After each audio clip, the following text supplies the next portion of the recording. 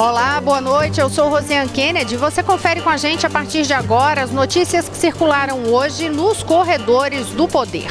O juiz Sérgio Moro determinou que José Dirceu deixe a prisão com tornozeleira eletrônica. E após soltura do petista, ministros do STF afirmam que Lava Jato não está em risco. Esses detalhes você confere com a gente a partir de agora aqui, diretamente de Brasília, pela TV Brasil, pela Rádio Nacional e emissoras públicas de todo o país. A gente começa justamente falando dessa repercussão, da decisão que a gente anunciou ontem aqui nos corredores do poder, a decisão no Supremo Tribunal Federal de aceitar o pedido de soltura do ex-ministro petista José Dirceu.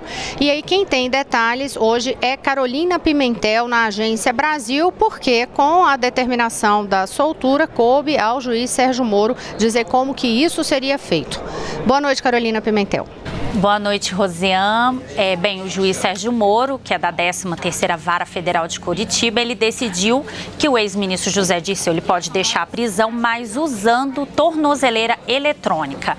Essa medida, como você disse, foi tomada um dia após a segunda turma do Supremo Tribunal Federal revogar a prisão preventiva de José Dirceu na Operação Lava Jato. O juiz Sérgio Moro determinou ainda que José Dirceu não pode sair de Vinhedo, que é a cidade no interior de São Paulo, onde o ex-ministro reside. Ele também não pode deixar o país e vai ter que entregar os passaportes à Justiça. Sérgio Moro também proibiu José Dirceu de se comunicar com outros acusados e testemunhas nas ações penais a que responde, com exceção das testemunhas que forem arroladas por sua defesa. O juiz Sérgio Moro não exigiu o pagamento de fiança para José Dirceu deixar a prisão, por entender que já existe uma ação de sequestro de bens proposta contra ele. José Dirceu estava preso no Complexo Médico Penal em Pinhais, região metropolitana de Curitiba, desde agosto de 2015. Em maio do ano passado, ele foi condenado a 23 anos de prisão pelos crimes de corrupção e lavagem de dinheiro. Nessa sentença, o juiz Sérgio Moro havia decidido manter a prisão preventiva de José Dirceu. E mais informações agora sobre a repercussão dessa decisão do Supremo e também essas medidas adotadas pelo juiz Sérgio Moro, que determinaram aí a soltura de José Dirceu. Quem tem mais informações é Jéssica Gonçalves, que está no estúdio da Rádio Nacional. Boa noite, Jéssica. Oi, Carolina, boa noite para você, boa noite a todos. Os ministros Marco Aurélio Mello e Celso de Mello, do Supremo Tribunal Federal, afirmaram hoje que as investigações da Operação Lava Jato não estão ameaçadas após a libertação do ex-ministro José Dirceu. Celso de Mello, que é o ministro mais antigo do STF, votou contra o habeas corpus de Dirceu, mas mesmo assim disse que de modo algum a operação fica comprometida. Ele declarou que a Lava Jato se tornou uma verdade irreversível. O ministro Marco Aurélio Mello, que é da primeira turma e, portanto, não participou da decisão sobre a liberdade de Dirceu, também refutou os riscos para a investigação. Disse que não tem qualquer ameaça à Lava Jato, pediu que a sociedade fique tranquila.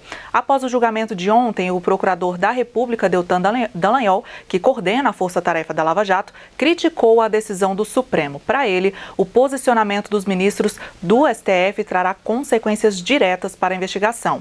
Carolina, voltamos com você. Bem, ainda falando do Supremo Tribunal Federal, o ministro do Supremo, Edson Fachin, que é o relator da Operação Lava Jato na Corte, ele negou hoje um pedido de liberdade ao ex-ministro Antônio Palocci, que foi preso em setembro na Operação Lava Jato. O habeas corpus, que pedia aí a liberdade de Antônio Palocci, chegou ao Supremo na sexta-feira. Na decisão de hoje, o ministro Edson Fachin entendeu que não existe nenhuma ilegalidade na decisão do juiz federal Sérgio Moro, que determinou a prisão de Palocci. Antônio Palocci e mais 14 pessoas são réus em uma ação penal que está aí a cargo de Sérgio Moro. Todos são acusados dos crimes de corrupção e lavagem de dinheiro. É com você, Rosiane. Obrigada, Carolina Pimentel. A gente lembra que os detalhes você confere também no site da Agência Brasil, agenciabrasil.abc.com.br. Agora, um outro assunto que teve novas repercussões hoje foi aquele ataque aos índios no Maranhão, aquele ataque que ocorreu no domingo, deixou 13 índios feridos. Hoje, o ministro da Justiça falou, ele mesmo, sobre este caso. Quem tem os detalhes para a gente é Pedro Henrique Moreira, que já está aqui ao nosso lado. Boa noite, Pedro. O que disse o ministro? Olá, Rosiane. Boa noite para você, boa noite a todos. O ministro já tinha se pronunciado por meio de nota, né? Mas foi a primeira vez que ele falou diretamente sobre esse ataque. Ele participava de uma entrevista para falar da presença da Força Nacional lá no Rio de Janeiro, que vem sofrendo ataques de facções criminosas, né? E foi perguntado, então, sobre o ataque aos integrantes da etnia Gamela, lá no Maranhão. Ele disse que o governo quer legalizar as demarcações de terras indígenas em todo o país e disse que vai trabalhar, mesmo que necessário, em esquema de mutirão, para que isso seja feito, para que sejam identificados os processos que estão paralisados há mais tempo na FUNAI. Nas palavras dele, ele até disse assim, que aqueles processos que estão amarrados ou até dificultados. E aí a gente foi, né, atrás da FUNAI, atrás desses números, quantos seriam esses processos que aguardam algum tipo de análise. A FUNAI nos informou que são mais de 400 terras indígenas que foram identificadas, percebeu-se ali, né, algum tipo de conflito, alguma tentativa dos indígenas de ocuparem, terem a terra demarcada, mais de 400 terras que ainda não tiveram nenhum tipo de providência dentro da FUNAI, dentro do Ministério. E que outras mais de 120 terras já foram analisadas, já tiveram algumas etapas do processo aí concluídos, mas que também os processos estão paralisados. E também um outro dado que a gente conseguiu é do CIMI, o Conselho Indigenista Missionário, que é uma entidade ligada à Igreja Católica que acompanha a questão dos povos originários, né? O CIMI disse que quase 59% dos territórios indígenas, das terras do país que tem algum tipo de conflito, ainda não foram demarcadas. O ministro também falou aí, em resposta, né, ao presidente da FUNAI ontem, que reclamou da infraestrutura do órgão, do corte orçamentário, da falta de pessoal. O ministro disse que a FUNAI não recebeu um corte orçamentário maior que outros órgãos, que o corte foi geral, né, igual para todos os órgãos ligados ao Ministério da Justiça. E ele disse também que acompanha a questão lá do ataque desde o início, inclusive fala várias vezes com o delegado da Polícia Federal que está acompanhando essas investigações. Rosiane. Obrigada, Pedro Henrique Moreira, que daqui a pouquinho volta com a gente, mas para falar de outro assunto, reforma da Previdência, porque é para lá, para a Comissão da Reforma que ele vai agora, justamente para saber os últimos detalhes dessa discussão que a gente vai tratar com você aqui no próximo bloco. Agora, no entanto, a gente volta à redação da Agência Brasil, que a Carolina Pimentel tem outros destaques no noticiário.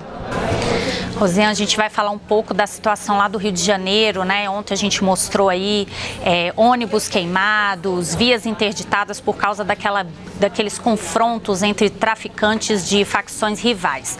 O governo federal anunciou hoje que vai reforçar o contingente da Força Nacional no Rio de Janeiro. Como eu disse, a decisão foi anunciada hoje, um dia depois daqueles eventos ocorridos no Rio de Janeiro, que a gente mostrou ontem aqui no jornal, quando ônibus, caminhões foram queimados e vias foram interditadas na cidade. O ministro da Justiça, Osmar Serralho, disse que o presidente Michel Temer manifestou preocupação em relação ao que ocorreu no Rio de Janeiro. E durante uma reunião hoje, o presidente Michel Temer e o ministro Osmar Serralho conversaram por telefone com o governador do Rio, Luiz Fernando Pezão. O ministro Osmar Serralho disse que o estado do Rio já tem atualmente 125 integrantes da Força Nacional. Agora, neste primeiro momento, mais 100 agentes vão para o estado para reforçar a segurança. Além disso, o secretário nacional de Segurança Pública, general Santos Cruz, também irá ao Rio de Janeiro para avaliar a situação do estado. Rosiane. Carolina, eu vou aproveitar que você está aí com as informações fresquinhas da Agência Brasil, já que a gente está falando sobre a questão de segurança nas ruas, na cidade. Vamos aproveitar para saber como é que ficou a situação da Venezuela hoje, porque a gente sabe que o país aqui vizinho nosso está enfrentando vários protestos. Ontem a Mônica Ianakiev trouxe detalhes aqui após o presidente, né, convocar ali uma Assembleia Nacional Constituinte, só que teve mais morte ainda por causa dessas manifestações. Sim, Rosiane, mais mortes. Olha, mais 3 pessoas morreram durante os protestos em Carabobo, que fica no centro da Venezuela, onde também foram registrados saques e danos a alguns imóveis, segundo informações divulgadas pelas autoridades do país. Olha, no último mês, 32 pessoas morreram na Venezuela nesses protestos, quase 500 ficaram feridas e mais de 1.000 pessoas foram presas nesses protestos, principalmente contra o presidente Nicolás Maduro. O Ministério Público da Venezuela informou que vai investigar também a morte de um jovem de 21 anos na noite de ontem, que estava em um ônibus que bateu. O diretor da Defesa Civil, Jorge Galindo, ele disse que o ônibus bateu ao tentar desviar de uma barricada em uma estrada. 2 pessoas morreram nesse acidente e 10 ficaram feridas. E centenas de opositores em Caracas e várias cidades do país, eles fecharam ruas e avenidas em protesto aí contra essa decisão do presidente Nicolás Maduro de convocar uma Assembleia Nacional Constituinte com o objetivo de mudar leis do país. Rosiane. Obrigada, Carolina Pimentel. E agora, mudando de assunto, a gente hoje tem aqui mais um dos serviços da comunicação da EBC, que é da Rádio Agência Nacional, justamente por causa ainda daquela questão da Operação Carne Fraca. Quem tem detalhes, novidades para a gente, porque teve problema aí, suspensão na venda de hambúrgueres ali de empresa que estava sendo investigada na Operação Carne Fraca. Então, quem tem os detalhes para a gente com o boletim da Rádio Agência Nacional é Priscila Mazenotti. A Anvisa proibiu a comercialização de produtos de 2 empresas envolvidas na Operação Carne Fraca. O hambúrguer misto envelopado congelado de carne e de frango da empresa Novilho Nobre e o hambúrguer congelado e o hambúrguer bovino da empresa Transmite. A decisão, segundo resolução publicada nesta quarta-feira no Diário Oficial, foi tomada após resultados de análises dos Laboratórios Nacionais Agropecuários, Alanagro. A Operação Carne Fraca foi deflagrada em março pela Polícia Federal e apurou o esquema de corrupção envolvendo fiscais agropecuários e donos de frigoríficos. Segundo a Polícia Federal, os fiscais recebiam propina das empresas para emitir certificados sanitários sem fiscalização efetiva da carne, o que permitia que produtos com prazo de validade vencido e com composição adulterada chegassem a ser comercializados. Essas foram as informações de Priscila Mazenotti no nosso material da Rádio Agência Nacional, que você também pode acessar na página da agenciabrasil.abc.com.br. Agora, já aqui ao meu lado, Mariana Jungmann, nossa repórter no Senado Federal. E Mariana, teve uma aprovação hoje na Comissão de Constituição e Justiça referente à união estável de pessoas do mesmo sexo. O que é que foi aprovado? E explica pra gente o que é que muda em relação ao que já é permitido hoje. Boa noite. Boa noite, Rosiane. A gente chegou até a falar desse projeto aqui já, Rosiane, porque ele já tinha sido aprovado anteriormente. O que aconteceu hoje foi a aprovação num turno suplementar. Esse projeto, ele estabelece uma mudança no Código Civil para prever a possibilidade explícita na lei de casamento entre pessoas do mesmo sexo. O Supremo Tribunal Federal já tinha tido um entendimento de que era possível a união estável entre pessoas do mesmo sexo e depois deu até um entendimento de que os cartórios deveriam converter essa união estável em casamento. No entanto, alguns cartórios ainda apresentavam resistência em fazer alguns juízes ainda apresentavam resistência em fazer esta conversão da união estável em casamento, porque o Código Civil estabelece que como entidade familiar, a união estável entre homem e mulher. Então, por isso, Rosiane, ainda estava havendo resistências em fazer esse registro do casamento entre pessoas do mesmo sexo. O que esse projeto fez, esse projeto aprovado hoje, foi transformar esse trecho da lei do Código Civil em apenas estabelecer como família a união estável entre 2 pessoas. Esse projeto deveria ser terminativo na Comissão de Constituição e Justiça, ou seja, deveria vir direto aqui para a Câmara dos Deputados votados agora,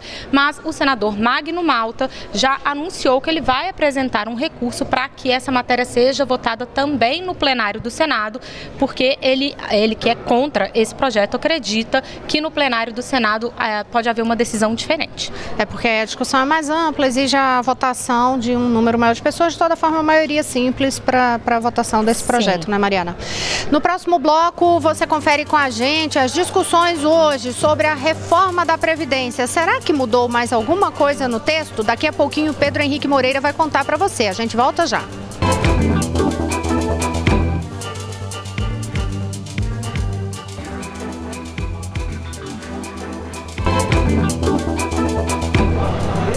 Olá, estamos de volta. Eu sou Rosiane Kennedy. Você confere com a gente as notícias que circularam hoje nos corredores do poder. No bloco anterior, você conferiu conosco que o juiz Sérgio Moro determinou que o ex-ministro petista José Dirceu deixe a prisão com tornozeleira eletrônica. Você viu também que os ministros do Supremo Tribunal Federal avaliaram que essa decisão do STF de autorizar a soltura de José Dirceu não gera nenhum risco à Operação Lava Jato. Neste bloco a gente vai falar das reformas da Previdência e também política, mas antes a gente confere os destaques do Repórter Brasil, que é daqui a pouquinho. Catiúcia Neri, conta pra gente, boa noite. Oi, Rosiane, boa noite. Olha, entre os destaques do Repórter Brasil de hoje, nós vamos falar da decisão do Supremo, outra decisão agora, que é de permitir que o governador de Minas Gerais seja processado sem autorização da Assembleia Legislativa do Estado. Fernando Pimentel é acusado de corrupção e de lavagem de dinheiro. Tem ainda os números da economia. No acumulado dos 3 primeiros meses do ano, o saldo da indústria é positivo, mas houve recuo de quase 2% em março. O Rio de Janeiro está com reforço na segurança depois dos atentados de ontem e vai receber ajuda da Força Nacional. E o governo anunciou um mutirão para identificar os processos parados de demarcações de terras indígenas. Vamos trazer também as últimas informações sobre a reforma da Previdência. A coisa está se desenrolando por lá, né, Rosiane? Inclusive, você volta aí com essa informação, né? Só que antes de você voltar, eu vou só lembrar o horário do Repórter Brasil, 7h45, e tem mais dessa quarta-feira nesse horário. Espero vocês. Rosiane, com você. Obrigada. Obrigada, Catiúcia. A gente vai acompanhar também o Repórter Brasil. E sim, Pedro Henrique Moreira já foi lá rapidamente até a comissão. Ele passou o dia inteiro acompanhando essa comissão. Pedro, você, aliás, assim, já está setorista da reforma da Previdência, né? Acompanha mesmo, mas para poder traduzir esse tema, que é um tema que às vezes é difícil para entender, né? Tem muitas nuances ali. Interessa a todo mundo. Que interessa a toda a população brasileira. Então, conta hoje, começou a discussão, em que pé está essa história.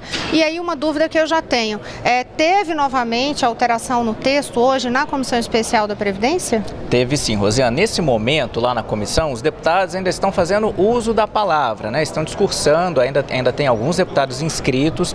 Depois disso, que essa fase é de discussão, os líderes dos partidos vão fazer então a orientação para cada bancada, né? Dizer ali como cada deputado de cada partido deve votar. E depois disso é que se abre a votação então do relatório, do texto principal do relator Arthur Maia. Hoje de manhã, por volta das 11 da manhã, quando começou efetivamente a reunião, Arthur Maia apresentou mais algumas mudanças. Ele incluiu aí os agentes penitenciários, agentes socioeducativos e também os policiais legislativos nas regras dos policiais, que vão poder se aposentar mais cedo, aos 55 anos de idade. Isso foi pela manhã. Aí a reunião foi suspensa para o almoço, deveria ser um intervalo de 1 hora, mas esse intervalo durou quase 4 horas. O relator Arthur Maia ficou reunido com líderes do governo aqui na Câmara e aí alguns deputados até voltaram lá para a comissão, ficaram aguardando e não podiam começar a discutir porque o relator não estava lá. Quando ele voltou de volta, quando ele voltou para a comissão, retomou os trabalhos, ele anunciou então que havia retirado os agentes penitenciários dessa idade aí dos policiais. Voltou atrás, recuou. Ele disse que quando fez o anúncio de incluir os agentes penitenciários, recebeu muita reclamação de outros deputados que fizeram referência aí ao que ele chamou do desrespeito que ocorreu ontem. Ele fazia referência àquele protesto que os agentes penitenciários fizeram aqui em Brasília, chegaram a ocupar ali um dos salões do Ministério da Justiça, protestando contra a reforma da Previdência. Então ele voltou atrás e disse que quem quiser incluir os agentes aí nessa regra, que é um pouco mais branda, né, com a idade menor, pode fazer isso através de destaques, Rosiane, apresentar aqueles pedidos para alterar o texto. E hoje ainda essa reunião não tem tem hora para acabar, né? Porque eles vão tentar votar o texto principal e aí depois ainda tem 11 destaques que o presidente ali da comissão prometeu votar nominalmente, ou seja, no painel eletrônico, com cada deputado registrando ali o seu voto, Rosiane. É porque no caso das votações, né, para quem acompanha a gente aqui, essas votações em comissão, elas geralmente terminam, como são por maioria simples, elas geralmente terminam ocorrendo de forma simbólica. O que é essa votação simbólica? É aquela que diz só para que quem está de acordo com aquilo ali permaneça da forma que está, sem nenhuma manifestação. Então, com isso, não fica o que a gente diz assim, a impressão digital de como votou cada parlamentar nessas propostas. E aí, justamente, para ter esses destaques votados nominalmente, cada parlamentar vai ter que ter o nome exposto da forma que votou na reforma da Previdência. Pedro vai voltar para continuar, se tiver, continuar acompanhando a comissão, se tiver novidade, enquanto está aqui o Jornal no Ar, volta aqui. Bom plantão hoje, viu, Pedro? Porque a discussão vai tarde. Olha, a gente vai continuar de toda forma falando de Previdência, mas é porque lá no Senado, aqui na Câmara, a discussão foi na comissão especial, mas lá no Senado a gente lembra que teve CPI da Previdência. Hoje teve reunião e Mariana Jungmann já voltou aqui ao meu lado para me contar qual foi o foco do debate hoje. Mariana? Pois é, Rosiane, o debate hoje, ele foi feito, foi o primeiro debate aí da CPI da Previdência, e ele foi feito com sindicatos e associações dos funcionários públicos que trabalham na parte de fiscalização do pagamento ao Instituto Nacional do Seguro Social, INSS, no qual está inserida aí a questão da Previdência. Participaram, por exemplo, o Sindicato dos Auditores do Trabalho, o Sindicato dos Procuradores da Fazenda Nacional e ainda o Sindicato dos Auditores Fiscais da Receita Federal, que são órgãos aí que fazem a fiscalização desse pagamento. E os principais dados que eles apontaram, Rosiane, foi na questão da sonegação e também da não formalização de alguns trabalhadores. Então, por exemplo, o presidente do Sindicato Nacional dos Auditores do Trabalho, ele pontuou que hoje existem 16 milhões de trabalhadores que estão empregados sem terem a carteira de trabalho assinada. Isso significa que o INSS dessas pessoas não está sendo recolhido. Dos procuradores da Fazenda Nacional também pontuou que uma pequena parcela das empresas, 3% das empresas que têm dívidas com a Receita Federal, Rosiane, são responsáveis por 2/3 dessas dívidas. Então eles pontuaram aí a questão da sonegação e também da não formalização dos trabalhadores. Obrigada, Mariana Jungmann. E olha, a gente vai falar agora de um outro tema, né? De outra reforma, a reforma política. Quem tem detalhes pra gente é Jéssica Gonçalves, no estúdio da Rádio Nacional, porque hoje o ministro, presidente do TSE, Gilmar Mendes, falou sobre isso e teve reunião aqui também na Câmara dos Deputados, na CCJ, sobre proposta de reforma política. Jéssica. Pois é, Rosiane, parlamentares da Comissão Especial da Reforma Política se reuniram hoje com o presidente do Tribunal Superior Eleitoral, o ministro Gilmar Mendes, um dia depois que o colegiado aprovou o primeiro relatório parcial da proposta. No encontro, o ministro defendeu a votação em lista fechada. Nesse caso, o eleitor vota em uma relação fechada de candidatos definida por partido. Segundo Gilmar Mendes, o sistema de lista aberta, como é atualmente, já se esgotou e vem dando maus resultados. Ele rebateu críticas de que a lista fechada blinda políticos corruptos e afirmou que, se não vier a reforma política, o Supremo Tribunal Federal pode reagir e acabar proibindo as coligações partidárias, como fez o financiamento empresarial. Vamos acompanhar o que disse Gilmar Mendes.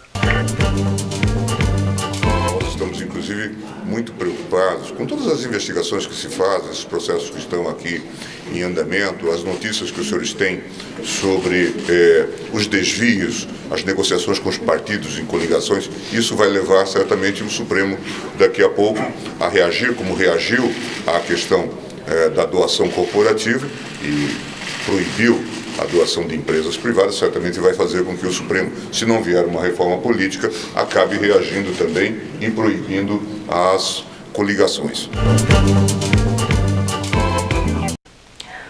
Ontem, a Comissão Especial aprovou o primeiro relatório parcial que trata de mecanismos da democracia direta, como plebiscito, referendo e projetos de lei de iniciativa popular. Para ser aplicada na eleição do ano que vem, a reforma política precisa virar lei até outubro deste ano. E a expectativa do presidente da Comissão Especial, deputado Lúcio Vieira Lima, do PMDB, é que haverá consenso e a proposta será aprovada a tempo. Rosiane. Agora, teve também discussão hoje na Comissão de Constituição e Justiça, né, Jéssica, sobre reforma política. Teve sim, os integrantes da Comissão de Constituição e Justiça e de Cidadania fecharam um acordo agora à tarde para apressar a votação da admissibilidade da proposta de reforma política do Senado, que deve ocorrer ainda hoje. Pelo acordo, ficou decidido que seria votado um requerimento para adiar a votação da PEC por 3 sessões do plenário. Em seguida, após a provável rejeição desse requerimento, haverá votação nominal, sem obstrução, do parecer do deputado Betinho Gomes, do PSDB de Pernambuco, que é favorável à PEC. Lembrando que a proposta da reforma política proíbe as coligações entre partidos nas eleições para deputado e vereador a partir de 2020 e estabelece cláusula de desempenho para o funcionamento parlamentar das legendas. Rosiane. Obrigada, Jéssica Gonçalves. Vamos conferir agora as últimas notícias na Agência Brasil? Rosiane, a presidente do Supremo Tribunal Federal e do Conselho Nacional de Justiça, a ministra Carmen Lúcia, anunciou hoje a instalação de uma comissão que vai apurar casos de restrições ao trabalho da imprensa, principalmente no Poder Judiciário. A ministra participou de um evento aqui em Brasília sobre democracia e liberdade de imprensa. Nesse evento, ela disse que atualmente o Brasil não é um país que garante livremente o exercício do jornalismo e que ao menos o Poder Judiciário deve cumprir a Constituição e garantir o trabalho do jornalista de informar o cidadão e promover uma cidadania informada. Ainda para a ministra Carmen Lúcia, o Brasil está vivendo um momento de grandes transformações e não só no jornalismo, mas que a imprensa livre é essencial para a democracia. Rosiane. Obrigada, Carolina Pimentel. Só para a gente encerrar o noticiário de hoje, está tendo discussão e pode ter votação no plenário do Senado. Qual é o tema em pauta, Mariana? É uma medida provisória que prorroga as concessões de rodovias e ferrovias em todo o país, viu, Rosiane? E tem discussão também de PECs. Aquela PEC do fim do foro privilegiado, que conta a sessão de discussão hoje para votação na semana que vem, e uma sobre que torna estupro crime imprescritível. Portanto, você confere os detalhes com a gente amanhã do que ocorreu em relação a essas discussões e votação. Boa noite, até lá. Boa noite, Mariana. Boa noite, Rosiane. Até amanhã.